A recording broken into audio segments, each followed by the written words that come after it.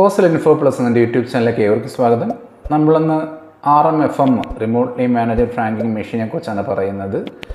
ഫ്രാങ്കിങ് machines രണ്ട് type ഉണ്ടായിരുന്നു. ഈ electronic ഫ്രാങ്കിങ് machine, remotely managed ഫ്രാങ്കിങ് machine. ഈ EFM അത് ഇലക്ട്രോണിക് ഫ്രാങ്കിങ് മെഷീൻ എന്ന് പറയുന്നത് നിർത്തലാക്കി എന്നാണ് പറയുന്നത്. അതുകൊണ്ട് നമുക്ക് RMFM മാത്രം നോക്കിയാൽ മതിയാവും. റിമോട്ട്ലി മാനേജഡ് ഫ്രാങ്കിങ് മെഷീൻ, അതിൻ്റെ ഒരു പിക്ചർ നിങ്ങളിപ്പം സ്ക്രീനിൽ കാണുന്നുണ്ട്. അപ്പോൾ ഫ്രാങ്കിങ് മെഷീൻ ഉപയോഗിച്ച് കഴിഞ്ഞാൽ നമുക്ക് ഈ പോസ്റ്റേജ് പ്രീപേയ്മെൻറ്റ് ചെയ്യാനായിട്ട്, പോസ്റ്റേജ് പ്രീപേയ്മെൻറ്റിന് വഴികൾ ഒരുപാടുണ്ട്. അതായത് നമുക്ക് സ്റ്റാമ്പ് ഒട്ടിക്കാം, പിന്നെ അല്ലാതുള്ള ഈ ആൾറെഡി സ്റ്റാമ്പ് എംബോസ്ഡ് ആയിട്ടുള്ള ഡിപ്പാർട്ട്മെൻറ്റൽ സ്റ്റേഷനറീസ് ആയിട്ടുള്ള എൻവലപ്സുകൾ ഉപയോഗിക്കാം.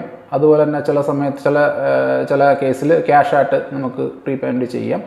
അതുപോലത്തെ ഒരു വഴിയാണ് ഫ്രാങ്കിങ് മെഷീൻ വഴി ഫ്രാങ്കിങ് ഇംപ്രഷൻ ചെയ്യുക എന്നുള്ളത്. അപ്പോൾ അതുകൊണ്ട് അങ്ങനെയുള്ളൊരു ഫ്രാങ്കിങ് മെഷീൻ്റെ ഡീറ്റെയിൽസിലേക്കാണ് നമ്മൾ ഈ വീഡിയോയിലൂടെ പോകുന്നത്. അപ്പോൾ ഈ ഒരു RMFM അതിനെ ഡിപ്പാർട്ട്മെൻറ്റ് വിളിക്കുന്ന ഡിജി ഫ്രാങ്ക് പ്ലസ് എന്നാണ്. അത് എക്സാം വൈസിൽ നോട്ട് ചെയ്ത് വെക്കുക. ഡിജി ഫ്രാങ്ക് പ്ലസ് എന്നാണ് ഡിപ്പാർട്ട്മെൻറ്റ് ഈ ഒരു മെഷീനെ വിളിക്കുന്നത്. ഇതിൻ്റെ ഇംപ്രഷൻ്റെ കളർ ചോദിക്കും. ബ്ലൂ കളറാണ്, തിരിഞ്ഞു പോരുത്.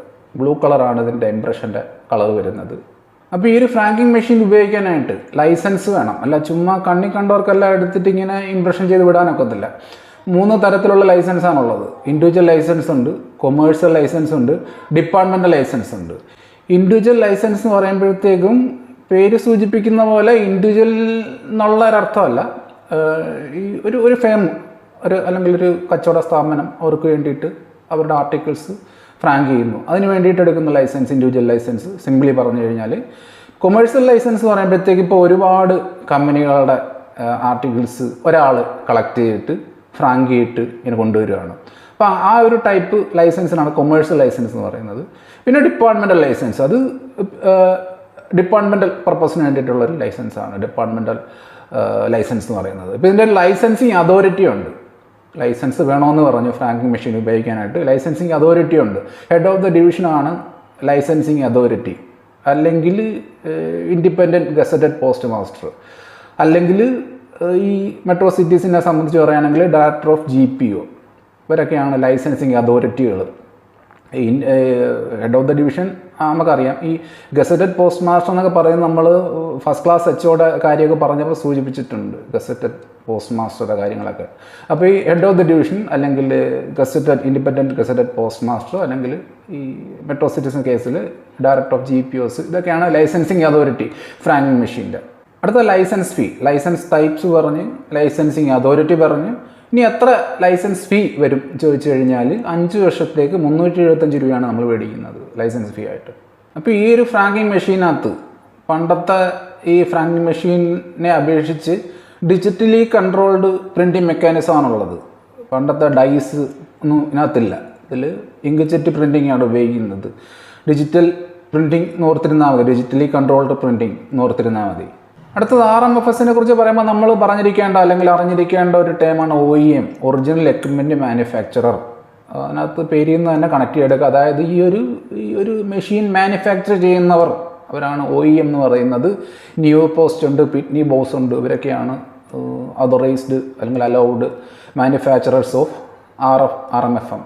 അപ്പോൾ ഈ OEMമാരാണ് ഇതിൻ്റെ ബാക്ക് ബോൺ. ഈ ഒരു ഫ്രാങ്കിങ് മെഷീൻ്റെ ഇതിൻ്റെ മാനുഫാക്ചറിങ് ആൻഡ് ടെക്നോളജി സപ്പോർട്ട് എല്ലാം അവർ തന്നെയാണ്. പക്ഷേ ഇത് നടത്തിക്കുന്നത് മിക്കവാറും FMV എന്ന് പറഞ്ഞൊരു ടേമിലൂടെ ആയിരിക്കും, ഫ്രാങ്കിങ് മെഷീൻ വെൻഡേഴ്സ്. അതായത് ഈ OEMനും franking machine user FMU, FMV, OEM എന്ന് പറയുമ്പോഴത്തേക്കും ഇത് മാനുഫാക്ചർ ചെയ്യുന്ന ആൾക്കാർ. അപ്പോൾ അവരിതിൻ്റെ ബാക്ക് ബോൺ ആണെങ്കിലും ഈ FMU, അതായത് ഫ്രാങ്കിങ് മെഷീൻ യൂസർ ആരാണോ ഈ ഫ്രാങ്കിങ് മെഷീൻ യൂസ് ചെയ്യുന്നത്, അവർക്ക് ഈ ഒരു വിൽപ്പനയും ചിലപ്പോൾ ഒരു മെയിൻ്റനൻസും ഇൻസ്റ്റാൾമെൻറ്റും ഒക്കെ ചെയ്യുന്നത് ഡയറക്റ്റ്ലി ഈ OEMമാരായിരിക്കത്തില്ല. അവർ third party services like FMV, franking machine vendors വഴിയാണ് ആയിരിക്കും ഇതൊക്കെ ചിലപ്പം നടന്നു പോകുന്നത്. അപ്പോൾ അതാണ് FME എന്ന ടേമോടെ വരുന്നു, FMU എന്ന ടേമോടെ വരുന്നു. FMU എന്ന് പറയുമ്പോഴത്തേക്കും ഫ്രാങ്കിങ് മെഷീൻ യൂസർ, FME എന്ന് പറയുമ്പോഴത്തേക്കും ആ ഒരു തേർഡ് പാർട്ടി സർവീസസ് ഇവർക്ക് വേണ്ടി, OEMമാർക്ക് വേണ്ടിയിട്ട് ഈ സർവീസൊക്കെ ചെയ്ത് കൊടുക്കുന്നവർ, FMUവിന് ചെയ്ത് കൊടുക്കുന്നവർ, അതാണ് FMV എന്ന് പറയുന്നത്. OEM, FMV, FMU എന്ന് പറയുമ്പോഴത്തേക്കും യൂസർ തന്നെയാണ്, ഫ്രാങ്കിങ് മെഷീൻ്റെ യൂസർ തന്നെയാണ്. FME എന്ന് പറയുന്നത് ഈ OEMമാർക്ക് വേണ്ടി ഈ മെയിൻ്റനൻസ്, പിന്നെ വിൽപ്പന, ഒക്കെ ചെയ്ത് കൊടുക്കുന്നവരാണ്, തേർഡ് പാർട്ടി സർവീസ് പ്രൊവൈഡേഴ്സ് ആണ് ഫോർ ബാങ്ക് ഫ്രാങ്കിങ് മെഷീൻസ്. ഈ ഒരു RMFMൻ്റെ കേസിൽ ആർട്ടിക്കിൾസ് കൊണ്ട് പോസ്റ്റ് ചെയ്യാൻ ഒറ്റ പോസ്റ്റ് ഓഫീസിലേ പറ്റത്തുള്ളൂ. വൺ സ്പെസിഫൈഡ് പോസ്റ്റ് ഓഫീസിനാണ് അതിൻ്റെ പോസ്റ്റിംഗ് ചെയ്യാൻ പറ്റുക. അപ്പോൾ FMന് ലൈസൻസ് കിട്ടി, ഇനി ഫ്രാങ്ക് ചെയ്ത് തുടങ്ങാം. പക്ഷേ ഇതിനകത്തൊരു റീചാർജിങ് ഉണ്ട്. ഒരു എമൗണ്ട് റീചാർജ് ആദ്യം ചെയ്തിട്ട് അതിനകത്ത് എമൗണ്ട് പിടിച്ചിട്ടാണ് പരിപാടി മുന്നോട്ട് പോവുക. അപ്പോൾ ഈ ഒരു റീചാർജിങ്, ഫസ്റ്റ് റീചാർജ് 2000 മിനിമം ചെയ്യണം. അപ്പോൾ ഫസ്റ്റ് റീചാർജ് 2000 മിനിമം, പിന്നെ സബ്സീക്വൻറ്റ് തുടർന്നുള്ള റീചാർജുകൾ 1000, മൾട്ടിപ്പിൾസ് ഓഫ് 100. അങ്ങനെ വേണം റീചാർജിങ്ങിൻ്റെ ഒരു പോക്ക്. ഇനി പറയാനുള്ള ഇതിനകത്ത് നടക്കുന്ന കുറച്ച് പരിപാടികളാണ്. ഈ സെർവറിൻ്റെ കാര്യങ്ങളൊക്കെ ഒന്ന് പറയാറുണ്ട്. അതായത് ഇതിൻ്റെ റീചാർജിങ്, അതിൻ്റെ ഡിഡക്ഷൻ, അതിൻ്റെ പിന്നിലുള്ള കാര്യങ്ങളൊന്ന് പറയാനുണ്ട്. അതായത് എല്ലാ FM-ഉം ഫ്രാങ്കിങ് മെഷീൻസും ഒരു സെർവറിൻ്റെ അണ്ടറിലാണ്, ഒരു സെർവറുമായിട്ട് കണക്റ്റഡ് ആണ്. സെർവർ എന്ന് പറയുമ്പോഴത്തേക്കും ഈ OEM എന്ന് പറഞ്ഞില്ലേ, മാനുഫാക്ചറർ, അവരുടെ ഒരു RMFS സെർവറുമായിട്ട് കണക്റ്റഡ് ആയിരിക്കും എല്ലാ ഫ്രാങ്കിങ് മെഷീൻസും. കാരണം ഇതെല്ലാം എന്തുവാ, ഒരിടത്ത് മാത്രം ഒരു ഓഫീസിൽ, ഇപ്പോൾ ഓരോ ഓഫീസിലൊരു RMFS ഇരിക്കുന്നു വെച്ചിട്ട് അത് അവിടെ മാത്രം തങ്ങി നിൽക്കുന്ന ഒന്നല്ല. അതിനകത്തുള്ള ഡേറ്റകൾ, ചാർജിങ്, ഇതൊക്കെ ഡിപ്പാർട്ട്മെൻറ്റ് ഓഫ് പോസ്റ്റുമായിട്ട് ഒരു കമ്മ്യൂണിക്കേഷനുണ്ട്. പിന്നെ ഈ OEM സെർവേഴ്സുമായിട്ട്, അവരുമായിട്ടൊരു കമ്മ്യൂണിക്കേഷനുണ്ട്. അപ്പോൾ ഇതൊക്കെ ഒരു സെർവർ വഴിയാണ് നടക്കുന്നത്. RMFS സെർവറുണ്ട്. ഇപ്പോൾ ഓരോ OEMസിനും അവരുടെ തന്നെ RMFS സെർവറുണ്ട്. അവരുടെ എല്ലാ മെഷീൻസും ഈ ഒരു സെർവറുമായിട്ട് ഡേറ്റ ഇൻ്റർചേഞ്ച് ചെയ്യാൻ പറ്റുന്ന രീതിയിൽ കണക്റ്റഡ് ആയിരിക്കും. ഇനി നമുക്കൊരു സെർവറുണ്ട്, DOPക്ക് ഒരു സെർവറുണ്ട്.